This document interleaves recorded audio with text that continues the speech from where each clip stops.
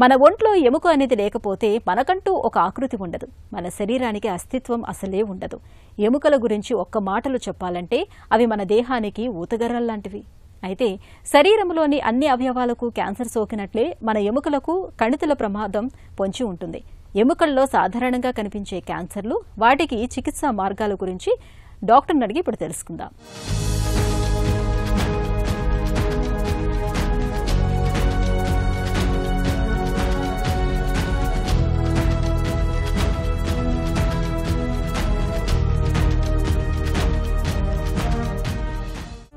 ఎముకలో cancer ఎలా వస్తుంది?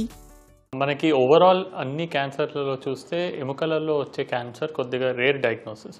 అంటే మనకి ఒక 100 పేషెంట్లకి క్యాన్సర్ ఉంటే ఓన్లీ 1 పేషెంట్కి అంటే 1% పేషెంట్స్కే బోన్ క్యాన్సర్ వచ్చే అవకాశం ఉంటుంది. అది కాకుండా మనకి బెనైన్ బోన్ ట్యూమర్స్ అంటే నాన్ క్యాన్సరస్ బోన్ ట్యూమర్స్ కూడా ఉంటాయి. అండ్ వేరే క్యాన్సర్స్ అంటే థైరాయిడ్, బ్రెస్ట్, ప్రాస్టేట్ నుంచి మనకి ఈ రక్తం ద్వారా బోన్స్కి వచ్చే ట్యూమర్స్ని సెకండరీ ట్యూమర్స్, మెటాస్టాటిక్ ట్యూమర్స్ అంటావు, అలాంటి ట్యూమర్స్ కూడా ఉంటాయి. మనకి ప్రైమరీ ట్యూమర్స్ అంటే బోన్లో ఫస్ట్ మొదలయ్యి మనకి బోన్లో పెరిగి సిమ్టమ్స్ వచ్చే ట్యూమర్స్ని ప్రైమరీ బోన్ ట్యూమర్స్ అంటాము. ఈ ట్యూమర్స్ని సార్కోమాస్ అని కూడా అంటాము. ఈ ట్యూమర్స్ మోస్ట్లీ మనకి ఎందుకు వస్తాయో మనకి కాజ్ ఎందుకు వస్తున్నాయో ఇప్పటివరకు తెలియదు. కొన్ని సార్కోమాస్ అంటే యూవింగ్ సార్కోమాస్, సైనోవెల్ సార్కోమాస్, ఇలాంటి సార్కోమాస్కి మనకి జీన్స్లో ప్రాబ్లం ఉండడం వలన ఈ సార్కోమాస్ వస్తున్నాయని మనకి ఇప్పుడు ప్రూఫ్ ఉంది. కానీ ఓవరాల్ మనకి plastics, nano plastics, chemicals, pesticides, pollution ఇవన్నిటి వలన మన జీన్స్లో కొన్ని మార్పులు వచ్చి ఆ మార్పుల వలన ఈ చెడుగడ్డలు, ఈ ట్యూమర్స్, బోన్ క్యాన్సర్స్ వస్తున్నాయి, ఇంకా ఎక్కువ పెరుగుతున్నాయి పిల్లలలో అని చెప్పి మనకి స్ట్రాంగ్ ఎవిడెన్స్ ఉంది. బోన్ క్యాన్సర్ లక్షణాలు ఎలా ఉంటాయి?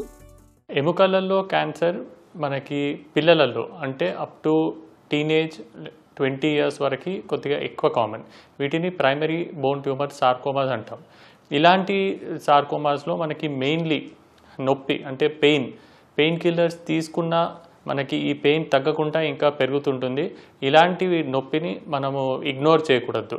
ఇలాంటి పెయిన్ మనకి కొన్నిసార్లు క్యాన్సర్స్ అంటే సార్కోమా వలన కావచ్చు. రెండో సిమ్టమ్ ఏంటంటే మనకి కాళ్ళల్లో, చేతులలో లేకపోతే మనకి బ్యాక్లో ఎప్పుడన్నా స్వెల్లింగ్ వచ్చి ఆ స్వెల్లింగ్ సైజ్ పెరుగుతుంది. మనము నోటీస్ చేస్తుంటే రోజుకి ఆ సైజ్ పెరుగుతుందంటే డెఫినెట్లీ ఈ స్వెల్లింగ్ని మనం ఫర్దర్ ఏదైనా టెస్ట్ చేసుకోవాలి, ఆర్థోపెడిక్ ఆన్కాలజిస్ట్కి చూపెట్టాలి. Mainly 2 symptoms. ప్రతిసారి ఇది సార్కోమా కానీ క్యాన్సర్ అని డయాగ్నోసిస్ కాకపోవచ్చు, కానీ మనం డెఫినెట్గా అలర్ట్గా ఉండి ఆర్థోపెడిక్ ఆన్కాలజిస్ట్ని కలవాలి. ఇది కాకుండా చిన్న పిల్లలలో మనకి నడక అంటే మనం నడుస్తున్నప్పుడు కొద్దిగా చేంజెస్ ఉంటాయి. దీన్ని లింప్ అంటారు. నడుస్తున్నప్పుడు మనకి పిల్లలు నార్మల్గా నడకపోవడము, ఈ ఒక్క సిమ్టమ్ కూడా కాళ్ళల్లో ట్యూమర్ ఉన్నప్పుడు రావచ్చు. అదే కాకుండా ఆస్టియోడాస్టోమా అనే ఒక ట్యూమర్ మనకి యంగ్ పీపుల్లో చాలా కామన్. ఈ ట్యూమర్లో రాత్రి పడుకున్నప్పుడు చాలా నొప్పి వస్తుంది. టీనేజర్ లేచి మనకి పెయిన్ కిల్లర్ ట్యాబ్లెట్ తీసుకున్నాకనే నొప్పి తగ్గుతుంది. డే టైంలో కంఫర్టబుల్గా ఉంటారు. ఇలాంటి ఆస్టియోడాస్టోమా అనే ట్యూమర్ క్లాసికలీ మనకి రాత్రి నిద్రలో డిస్టర్బ్ అయ్యి లేచి పెయిన్ కిల్లర్ తీసుకున్నాకనే నొప్పి తగ్గుతుంది. ఎముకలో క్యాన్సర్ ప్రాణాంతకమా? ఎముకల్లో ఉండే క్యాన్సర్ కూడా వేరే ఏ క్యాన్సర్ లాగానే మనము టైం ఇస్తే పెరిగి మనల్ని ఎముకని ఫ్రాక్చర్ చేసి విపరీతంగా నొప్పి వచ్చి ఫ్రాక్చర్ చేశాక అప్పుడు మనకి తెలిసి మన డాక్టర్ అప్పుడు ట్రీట్మెంట్ స్టార్ట్ చేసే అవకాశాలు ఉన్నాయి. మనము ఇంకా టైం ఇస్తే ఈ ఎముకలలో ఉన్న క్యాన్సర్ రక్తం ద్వారా లంగ్స్కి, వేరే ఎముకలకి స్ప్రెడ్ అయ్యి ఫైనల్ స్టేజ్ వరకు చేరి లైఫ్కి ప్రాబ్లం చేయగలుగుతాయి. మోర్ ఇంపార్టెంట్లీ ఏంటంటే మనం తొందరగా గుర్తుపట్టి బిగినింగ్ స్టేజ్లో ఒకటే బోన్లో కానీ లేకపోతే ఒకటే కాల్లో, చేతిలో ఉన్నప్పుడు మనం గుర్తుపట్టి అప్పుడు ట్రీట్మెంట్ తీసుకుంటే ఓవరాల్ రిజల్ట్ మనకి చాలా బాగా ఉండి మనకి నాట్ ఓన్లీ లెగ్ మనం సేవ్ చేసే సర్జరీస్ చేయొచ్చు, లెగ్ సేవ్ చేయడమే కాకుండా మనము ఫంక్షనలీ మంచిగా నడిచి నార్మల్గా అన్ని యాక్టివిటీస్ చేసుకునేటట్టు కూడా మనము ట్రీట్మెంట్ చేయొచ్చు.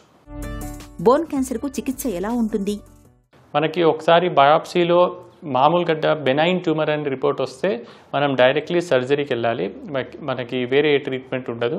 ఈ సర్జరీలో ట్యూమర్ తీసేసి మనం ఆ వచ్చిన గ్యాప్లో వేరే ప్లేస్ నుంచి ఎముక తీసి పెట్టడం కానీ బోన్ సిమెంట్ లాంటి పదార్థం పెట్టడం కానీ చేసి మనం ఆ లింబ్ సాల్వేజ్ సర్జరీ చేస్తాము.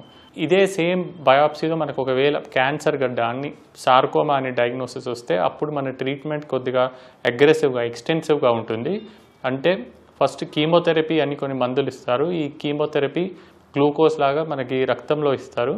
ఈ కీమోథెరపీ మందులు మన సార్కోమా సెల్స్ని కిల్ చేసేసి యూరిన్ ద్వారా మన బాడీ నుంచి బయటికి పంపించేస్తాయి.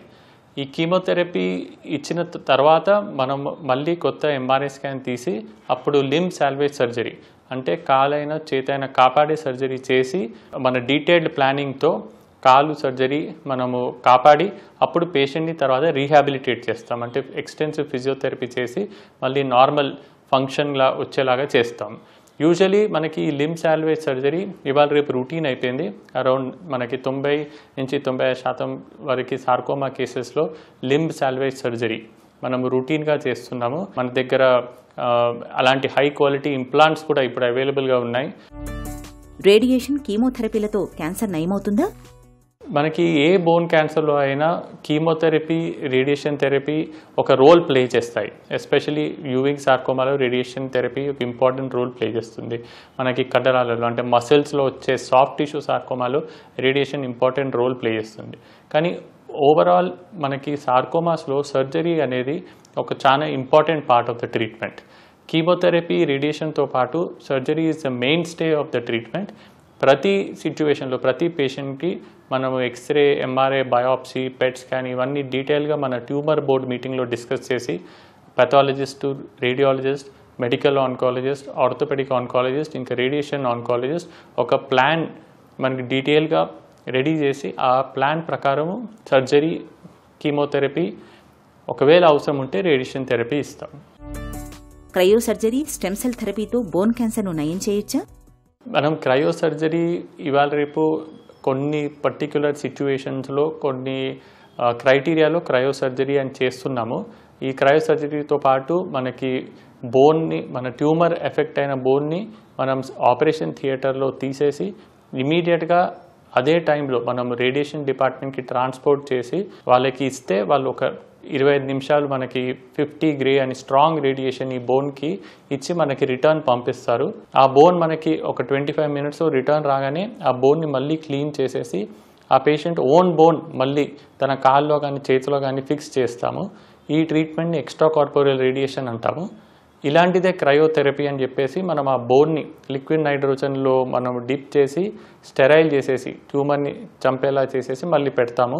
అయితే ఈ ఎక్స్ట్రా కార్పోరియల్ రేడియేషన్ కానీ లేకపోతే క్రయో సర్జరీ కానీ ఒక form of limb salvage treatment. మనకి కొన్నిసార్లు మనం మెటల్ ఇంప్లాంట్ యూజ్ చేస్తాము, కొన్నిసార్లు రేడియేషన్ మనకి ఆపరేషన్ అప్పుడు యూజ్ చేస్తాము, కొన్నిసార్లు క్రయో యూజ్ చేస్తాము.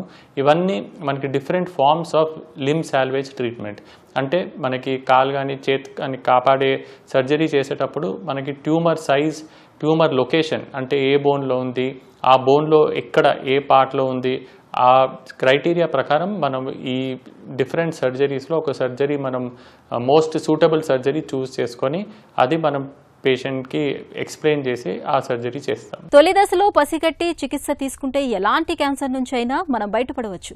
ఎముకల్లో కనిపించే క్యాన్సర్ విషయంలోనూ అంతే.